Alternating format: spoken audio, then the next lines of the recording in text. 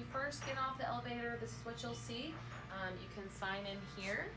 There will either be a staff member here for questions, but if you don't see us and you need us, we're generally either in the kiln room or maybe the glaze room. So just come and grab us if you need something. As you walk in, you might see our not ready shelf. So if glaze is too thick, cracking, or generally just something we see is wrong, we'll put it here, as well as pieces that have broken that are greenware. So check here if you're missing a piece first. If you have any questions, we are more than happy to tell you, any kind of spots that occurred that we see that are a problem with it. And then next to it is our recycled clay. So we generally have a lot of brown, but we will sometimes do our other colors. And they are $10 a bag for the recycling. When you want to buy clay, we have 3 different types. This is our brown. We also have white and red. So if you're buying clay, you can come and check out with a staff member, and then we'll come get your bag of clay for you, and you're free to put that on your shelf. This is our mug shop.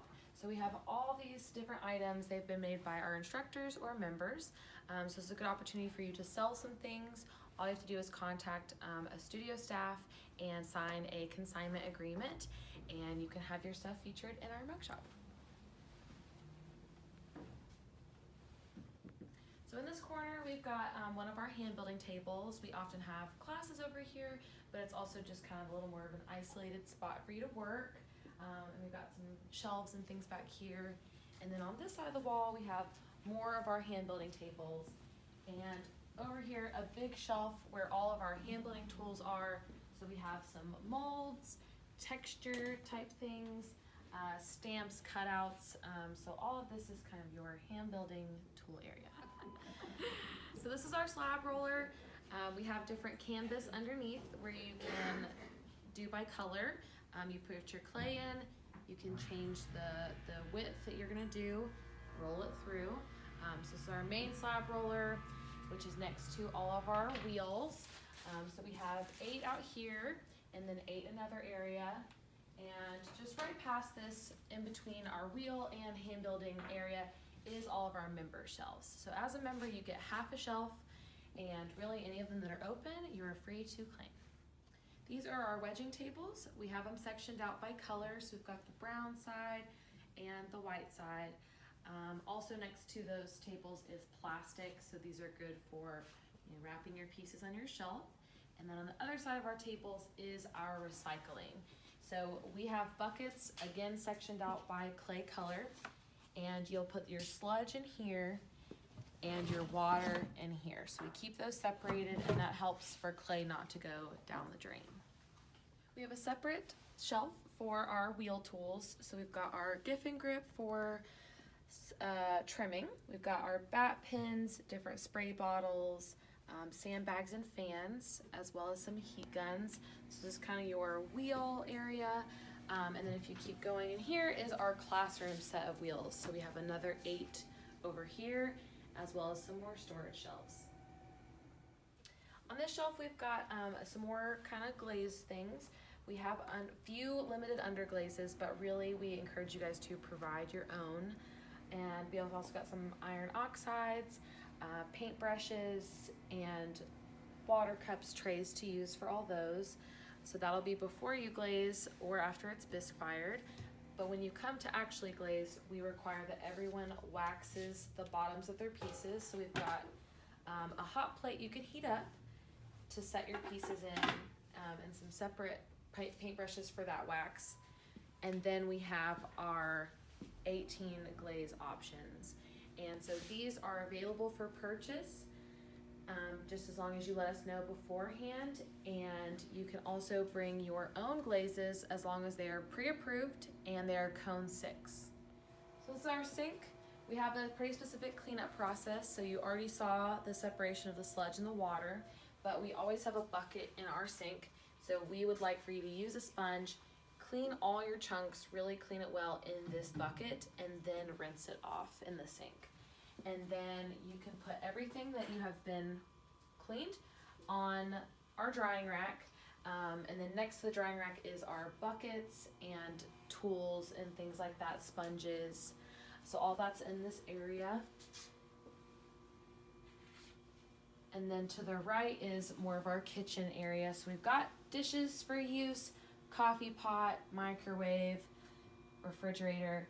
We do provide dish soap and everything, so whenever you use something, you need to clean it afterwards, and not leave things too long in the fridge, and if you'll take out the filter when you're done making coffee. So this is our glaze cleanup closet. This is a separate sink and separate drying area for your glaze tools. So when you come, again, you'll clean everything off in this bucket before rinsing off, and then you can keep it here. And then this is also where our mop lives. So anytime you splash anything on the floor, whether that's glaze or in a hand building wheel area, just take your mop and clean up those chunks. It really eliminates that clay dust that's bad for our lungs. This is our Testile Wall. So it shows all the different glazes that we have on the 3 different clay bodies that we have. So we have a kind of a key over here that talks about whether they're stable or runny, opaque or glossy. So more information on those glazes is listed.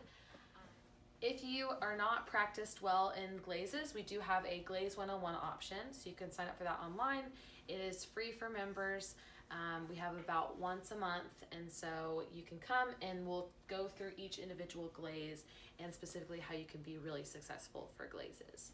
And then next to our Testile is our bathrooms, and then as well as our piles of things that have been left over.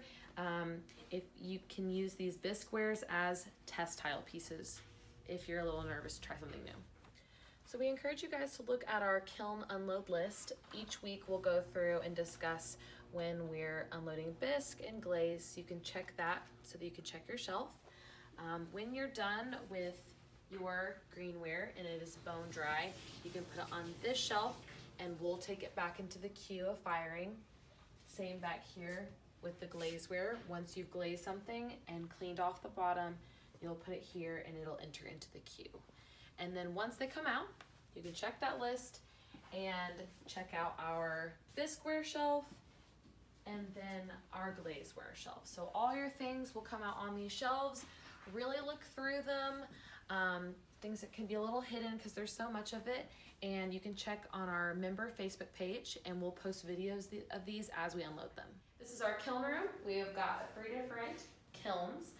So we do both our bisque and glaze in here. So this is our queue of things like we were talking about earlier. So it'll go into the queue. Turnaround time is usually about 1.5 to 2 weeks, but during busier times it can be longer.